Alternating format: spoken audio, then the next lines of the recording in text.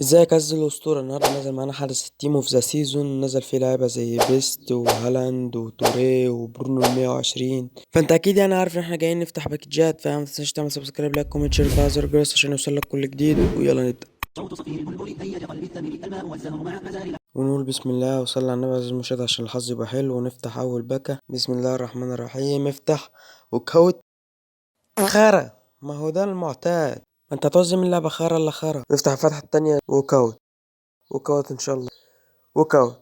ماشي. جنسية انجليزي. ال بي. مانشستر سيتي. اورايلي 115. خرا. سمي الله ونفتح الباكج التالت. مستحيل ايه تدينا اتنين وكاوت ورا بعض، يعني ده من سبع المستحيلات. اكيد خرا. ونفتح الباكج الرابع اللي ان شاء الله يطلع لنا حاجة كويسة ان شاء الله. وكاوت. خرا على اللعبة وعلى اصحاب اللعبة. مش عارف، انا عمري ما طلع لي حاجة كويسة في الدريفتات دي. خلينا نفتح الخامس ان شاء الله. وكاوت. برضو خرا. افتح السادس بقى. يا رب يا ساتر. خارة. ندي كمان واحدة ان شاء الله يطلع لنا حاجة يا رب. ان شاء الله حاجة كويسة. خارة برضو. نفتح كمان واحدة ان شاء الله كويسة. ان شاء الله حاجة كويسة. خارة يخرب بيت البيض.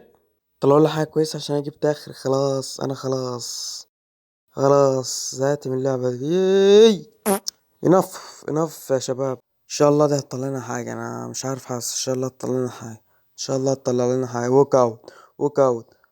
بانجليزي حارس نادي الدرجة الخمسين. يخرب بيت البيض. 115 علي 115. مش عارف. وطبعا خلاص كده ما عادش طلع لنا ووك اوت لاخر الفيديو. انا ما فضلش غير 3 باكيتات. مستحيل يطلعوا لنا حاجة. اكيد خرا. افتح كمان. ها. خرا. خرا. يخرب بيت البيض. افتح اخر واحدة دي خلاص كده. خرا. تعالى بقى ناخد شوية اللعيبة الخرا ديت ونحطهم في تشكيلة ونلعب بيهم ماتش. قبل ما نخش على الماتشات لقيت اللاعب 117 هنا ب40,000 وأنا معايا 49. قلت أجيبه يعني. يلا نفتح الباكج. أيرلندا. CDM. كام. الأخ ده اللي مش عارف اسمه ايه 117. ودي تشكيلة الكحيان قبل ما نضيف اللعيبة وتبقى كحيانة أكتر. ودي تشكيلتي بعد ما ضفت عليها اللعيبة وبقت كحيانة أكتر. ده الماتش الأول بتشكيلتنا المتواضعة الأوفر 112. وتشكيلة القسم ربنا بعد كحيانين لكحيانين. وهنا رحت بهجمة لحد ما وصلتها لحدود 18 ووديتها للجناح وضمت لجوه ووديت وحطيت ار2 ولا خيال. وهنا كنت رايح بهجمة تاني ووديتها للاعب اللي ضم لجوه. كنت عايز اشوطها هنا لكن للأسف خبطت في المدافع.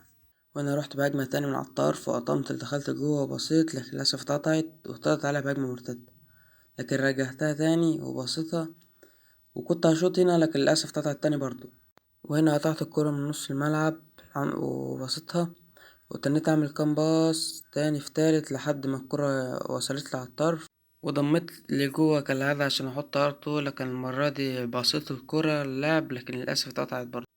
وراحت علينا بهجمة والخصم تاني باص باصات. أنا مش عارف، هو الكرة كانت بتقطع مني وتردله تاني، تقطع مني وتردله تاني بالحب كده وتاني مكمل مش عارف ازاي.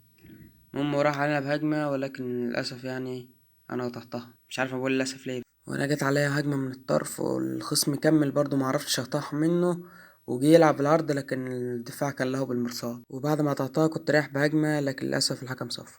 وهنا بعد نهاية الشوط الأول وبداية الشوط التاني رحت بهجمة ولعبتها لزميلي على الأرض ورحت معاه أعمل عرضية تاني لكن للأسف الحارس صدها.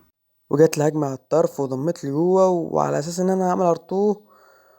وفعلا عملت ار2 لكن طلعت بره. ورحت بهجمة تانية وصلت الكرة لحدود 18 ووديت ار2 لكن للأسف خبطت في العرض. وجات لي كرة تاني وانطلقت بيها على الطرف وتنيت ماشي لكن ضميت لجوه بعدها كالعادة يعني.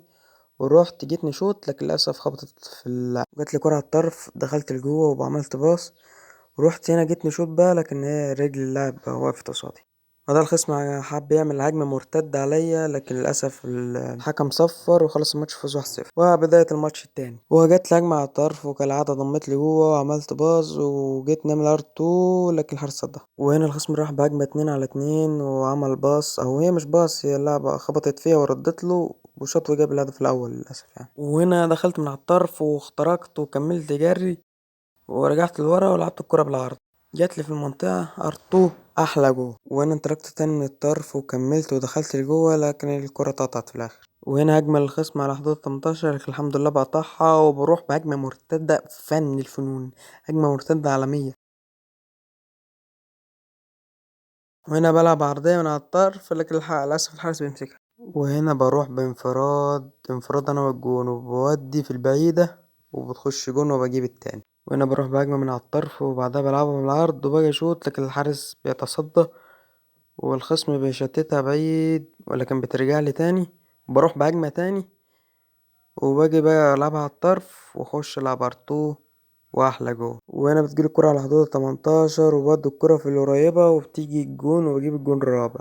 وهنا اللاعب بيلعب ضغط للمرة مليون بعد ما جاب هاتريك في الماتش ده. وكده نكون وصلنا لنهاية الشوط التاني والماتش والفيديو. ما تنساش تعمل سبسكرايب لكم وتشوف على زر الجرس عشان يوصلك كل جديد، والسلام.